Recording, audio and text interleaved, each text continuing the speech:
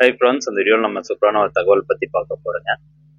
அதாவது revenue records, இந்த வருவாய்த்துறை ஆவணங்களான பட்டா, சிட்டா, ஏ ரெஜிஸ்டர், இது குறித்து உச்ச நீதிமன்றத்தில் ஒரு அருமையான தீர்ப்பு ஒன்று கொடுத்துருக்காங்க. மகிழ்ச்சியான தீர்ப்பு அப்படின்னு சொல்லலாம். அது சம்மந்தமான தகவல் தான் இந்த வீடியோவில் பார்க்க போகிறோம். அதுக்கு முன்னாடி நேற்று தினம் நம்ம சேனலில் ஒரு வீடியோ போட்டிருந்தோம்.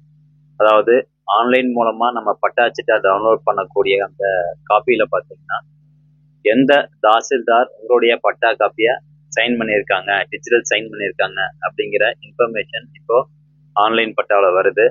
அது சம்மந்தமான தகவல் தெரிஞ்சுக்கணும் அப்படின்னா நேற்றைய தினம் நம்ம சேனலில் போட்ட அந்த வீடியோக்கான லிங்க் டிஸ்கிரிப்ஷனில் கொடுத்துட்றேன். தேவைப்படுறவங்க கிளிக் பண்ணி பாருங்க.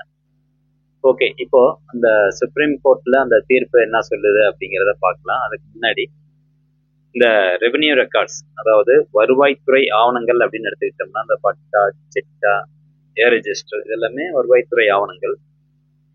கடந்த 2-3 வருஷத்துக்கு முன்னாடி எல்லாம் பாத்தீங்கன்னா உயர்நீதிமன்றம் மற்றும் உச்ச நீதிமன்றத்துல இருந்து நிறைய இந்த டாக்குமெண்ட் சம்பந்தப்பட்ட ஒரு தீர்ப்பு வந்து கொடுத்துட்டு இருந்தாங்க. அதாவது ஒரு சொத்தினுடைய பட்டா சிட்டாவானது உரிமை ஆவணம் கிடையாது.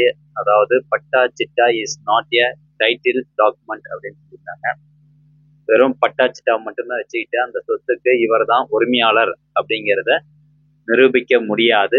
அதை முழுமையா உரிமை ஆவணமா ஏற்றுக்கொள்ள முடியாது அப்படிங்கிற ஒரு தீர்ப்பு வந்து கொடுத்திருந்தாங்க.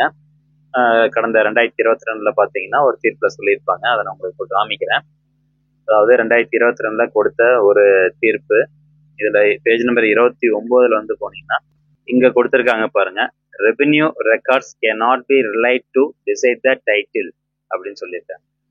அதாவது ஒரு சொத்தினுடைய உரிமை ஆவணமாக வருவாய்த்துறை ஆவணங்களை நாம் ஏற்றுக்கொள்ள முடியாது அப்படிங்கிறத இந்த தீர்ப்புல வந்து உயர் நீதிமன்றம் சொல்லியிருக்குது.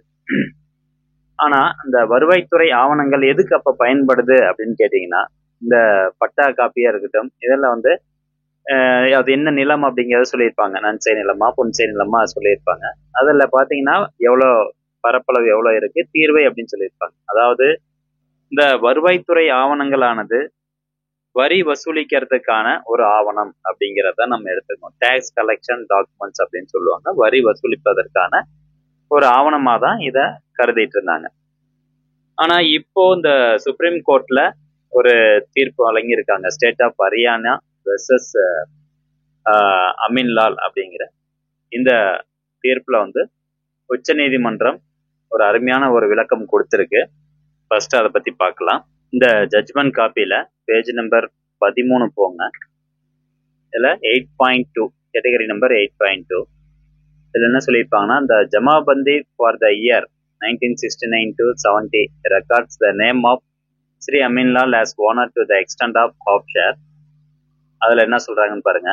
Revenue records are public documents maintained by government officials in the regular course of duties and carry a presumption of correctness under Section 35 of the Indian Evidence Act 1972.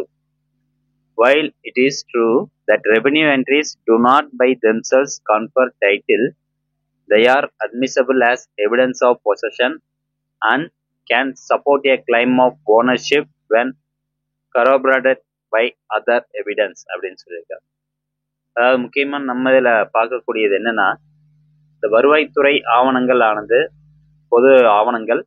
அது யார் மெயின்டைன் பண்றாங்கன்னா கவர்மெண்ட் அபிஷியல்ஸ் தான் maintain பண்ணுது. So அந்த ஆவணத்தின் மேல நம்பகத்தன்மை அதிகமாக இருக்கும் அப்படின்னு சொல்லியிருக்காங்க. Under section 35 of the Indian evidence act 1872. அப்போ இது வருவாய்த்துறை மெயின்டைன் பண்ணக்கூடிய ஒரு டாக்குமெண்ட். ஆனா இந்த வருவாய்த்துறையினுடைய ஆவணங்கள், இந்த தனிப்பட்ட ஒரு ஆவணத்தை மட்டும் வச்சுக்கிட்டு, இப்போ உதாரணத்துக்கு பட்டா காப்பி மட்டும் வச்சுக்கிட்டு அந்த சொத்தினுடைய உரிமையாளர் இவர் தான் அப்படிங்கிறத நம்ம சொல்லிட முடியாது. வெறும் பட்டா காப்பி மட்டும் வச்சுக்கிட்டு அந்த சொத்தை உரிமை கோர முடியாது. ஆனால் they are admissible as evidence of possession அப்படின்னு சொல்லியிருக்காங்க. அதாவது அந்த சொத்தை அவர் அனுபவித்ததற்கான ஒரு ஆவணமாக அதை எடுத்துக்கொள்ளலாம். அனுபவத்தை நிரூபிக்கக்கூடிய ஒரு ஆவணமாக இந்த வருவாய்த்துறை ஆவணத்தை எடுத்துக்கொள்ளலாம் அப்படின்னு சுப்ரீம் கோர்ட் ஒரு விளக்கம் கொடுத்திருக்குது. அதே மாதிரி பாத்தீங்கன்னா can support a claim of ownership அதாவது இந்த டைட்டில் டாக்குமெண்ட் சம்பந்தமாக, அதாவது உரிமை ஆவணம் சம்பந்தமான வேறொரு ஆவணம் இருந்து அந்த உரிமையை நிரூபிக்கக்கூடிய ஒரு ஆவணமாக இந்த பட்டாவை நாம் எடுத்துக்கொள்ளலாம். Can can support a claim of ownership அப்படின்னு சொல்லியிருக்காங்க. வித் அதர் டாக்குமெண்ட்ஸ், மற்ற ஆவணங்களுடன் சேர்த்து இந்த வருவாய்த்துறை ஆவணங்களை நாம் உரிமை கோருவதற்காக எடுத்துக்கொள்ளலாம் அப்படின்னு சொல்லியிருக்காங்க. ஆனா தனிப்பட்ட ஒரு பட்டா காப்பியை மட்டும் வச்சுக்கிட்டு அந்த சொத்தினுடைய உரிமையாளர் இவர்தான் அப்படிங்கிறத சொல்ல முடியாது. ஆனாலும் ஒரு அனுபவம், அந்த சொத்தை இவர் அனுபவிச்சிருக்காரு அப்படிங்கிறதுக்கான ஒரு எவிடன்ஸாவும் எடுத்துக்கலாம். மற்ற ஆவணங்களுடன் சேர்த்து இந்த வருவாய்த்துறை ஆவணங்களையும் வந்து ஓனர்ஷிப்காக நம்ம எடுத்துக்கலாம் அப்படிங்கிற ஒரு கிளியர் கட்டான ஒரு தீர்ப்பு வந்து இதுல சொல்லப்பட்டிருக்குது. ஸோ இந்த தகவல் உங்களுக்கு நான் ஷேர் பண்ணணும்னு நினைச்சேன், அதனால தான் இந்த வீடியோ வந்து மேக் பண்ணியிருக்கேன். இந்த ஜட்ஜ்மெண்ட் காப்பி டவுன்லோட் பண்ணுறதுக்கான லிங்க் பார்த்தீங்கன்னா நம்ம சேனல் டெலகிராம் சேனலுடைய லிங்க் இருக்குது. கீழே வந்து பிடிஎஃப் டவுன்லோட் லிங்க் அப்படின்னு இருக்கும். அதை கிளிக் பண்ணீங்கன்னா என்னுடைய டெலகிராம் சேனல் ஓப்பன் ஆகும். அதுக்குள்ளே போனீங்கன்னா இந்த பிடிஎஃப் லிங்க் நான் கொடுத்துருக்கேன். அதை கிளிக் பண்ணி நீங்கள் டவுன்லோட் பண்ணிக்கோங்க. தேவைப்படுறவங்க டவுன்லோட் பண்ணி யூஸ் பண்ணிக்கோங்க. ஸோ ஃப்ரெண்ட்ஸ், இந்த தகவலை நீங்கள் முடிஞ்சவங்க நிறைய பேர் கொண்டு போய் சேருங்க. மீண்டும் அடுத்த ஒரு நல்ல பதிவில் சந்திக்கலாம். மறக்காம நம்ம சேனலை சப்ஸ்கிரைப் பண்ணிக்கோங்க. நன்றி, வணக்கம்.